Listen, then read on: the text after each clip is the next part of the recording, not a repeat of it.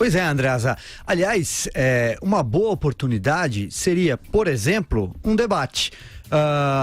Jair Bolsonaro admitiu ontem a possibilidade de não ir a debates no segundo turno por estratégia de campanha. Segundo ele, vou ler aqui as aspas, tá? Existe sim essa possibilidade. Lembrando que Bolsonaro não vai participar de debates e de agendas públicas de campanha até o dia 18 por recomendações médicas. Friso, recomendações médicas. Mas depois dessa data, pelo menos 2 debates estavam agendados, na Record e na Globo. Eu, particularmente, Joel, acho muito ruim não ter um debate entre os 2 candidatos que disputam esse segundo turno. Um deles será o próximo presidente da República. De fato, Silvio, é muito ruim. Eu gosto sempre de dizer o seguinte: numa eleição, a gente não está elegendo um projeto, a gente não está elegendo um conjunto de ideias, a gente não está elegendo um conjunto de propostas e nem um partido. A gente está elegendo, antes de tudo, uma pessoa. A ideia, as palavras, ele pode mudar no dia seguinte à posse. A pessoa será aquela ali. Na campanha, nas propagandas, a gente tem algum acesso muito mediado e muito construído, muito fabricado à pessoa do candidato. É no debate a chance em que a gente tem de ver as 2 pessoas ali de cara a cara e lidando com circunstâncias de tensão e de confronto um com o outro. Por isso o debate é muito importante. Além da pura discussão de propostas, é evidente, um debate jamais vai ser a discussão técnica do detalhe da proposta, porque ninguém quer assistir isso. A gente quer ver ali como é que um sai perante o outro nesse confronto entre 2 personalidades, entre 2 pessoas. Por isso o debate é importante. É claro, o debate brasileiro é tão cheio de regrinhas, é tão engessado, que ele até acaba sendo um pouco mais chato e também testando menos esse lado aí das 2 personalidades em jogo. Mas ainda assim, é melhor do que só ter acesso a entrevistas e a propaganda de cada candidato. Por isso é uma pena a gente não ter os debates. Eu tenho certeza absoluta que os médicos estão fazendo o seu trabalho e se eles falam que o Jair Bolsonaro não pode ir, é porque de fato, do ponto de vista médico, não pode mesmo. Mas digamos também que esse fato médico casa bem com a estratégia, ele é conveniente a estratégia do Jair Bolsonaro, porque há uma percepção de que ele não tem tantas coisas para dizer, ele não tem tantas propostas, ele não tem muito que apresentar enquanto tal, num momento de pressão e de ter que articular suas palavras ali. Portanto, o Bolsonaro não estaria na sua condição mais favorável num debate, num confronto 1 a 1 ali contra o Haddad.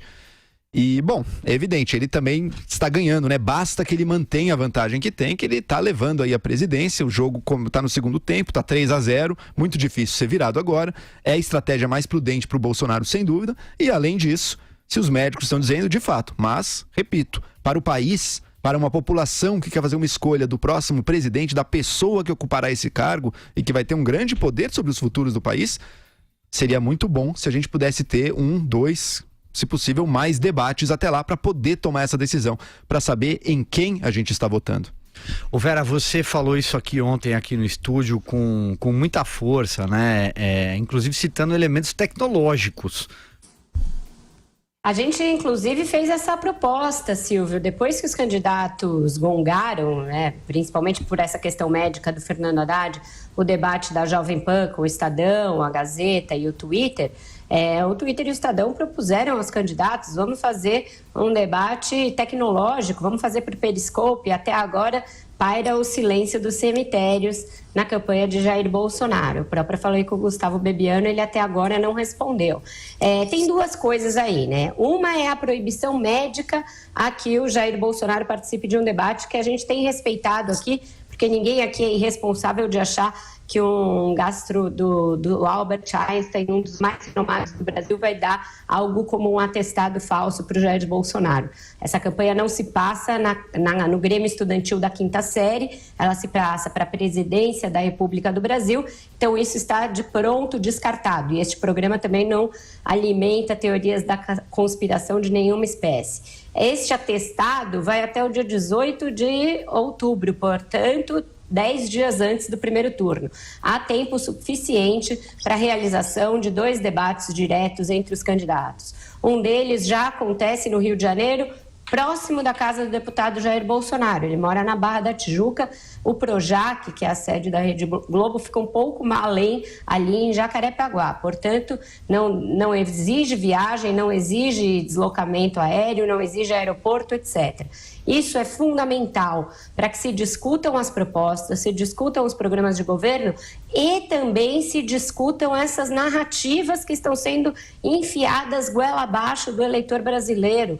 Eu vejo pessoas esclarecidas, amigos, parentes, replicando correntes de internet, replicando narrativas que não param de pé, como essas a que o Andreas e o Joel se referiram, venezuelização, o risco de volta a 1964, que nós estaríamos inexoravelmente destinados a ser um país em que as pessoas vão passar a ser mortas nas ruas.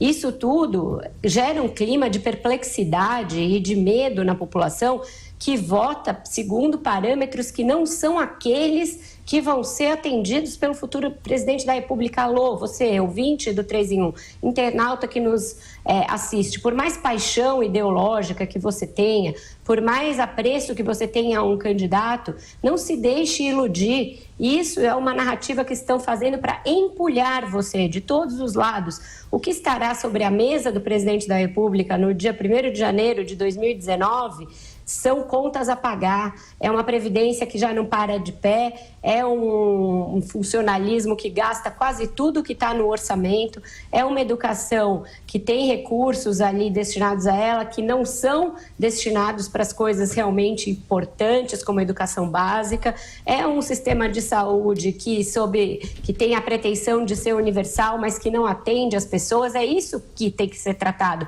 E disso nenhum dos dois fala uma palavra, não fala nada que se salve, não fala nada que se aproveite. Então, o debate é uma oportunidade para que eles toquem nesses temas e mostrem alguma familiaridade com eles e também que perguntem. O Fernando Haddad vai poder perguntar ao Jair Bolsonaro, você acha mesmo que eu vou transformar o Brasil numa Venezuela? O Jair Bolsonaro poderá finalmente olhar para o Haddad e perguntar, você vai soltar o Lula? Que é uma dúvida que as pessoas têm. E o Haddad terá de dizer se vai ou não. Isso é produtivo, isso é necessário e isso principalmente é elucidativo do atual momento político do Brasil. É imprescindível que haja pelo menos 2 debates entre os dois. Então, alguém que tem dito aos seus aliados para que não falem com a imprensa, como fez o Bolsonaro ontem, porque a imprensa muitas vezes é inimiga, tem a chance de viva voz, usar as redes de imprensa para dizer o que ele pensa, questionar e até emparedar o seu candidato. Eu acho que é uma oportunidade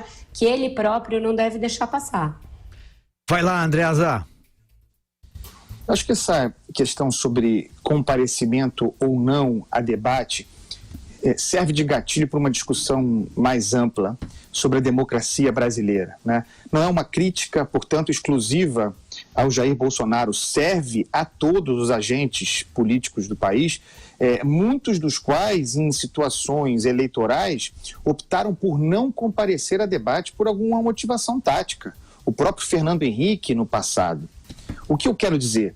O debate, a existência do debate, o encontro entre os candidatos, pouco importa se no primeiro ou no segundo turno, não expressa da parte da elite política brasileira, não é, portanto, uma manifestação de compromisso com a democracia, de respeito com o eleitor, que é também, naquela ocasião, um espectador. Não. O debate faz parte de um calendário eleitoral e é tratado do ponto de vista estratégico. Se para o candidato fulano o comparecimento ao debate é estrategicamente interessante porque ele acha que, segundo a orientação do seu marqueteiro, há ali um caminho para encaixar um discurso que pode fazê-lo crescer e encontrar uma identidade, aí o sujeito vai.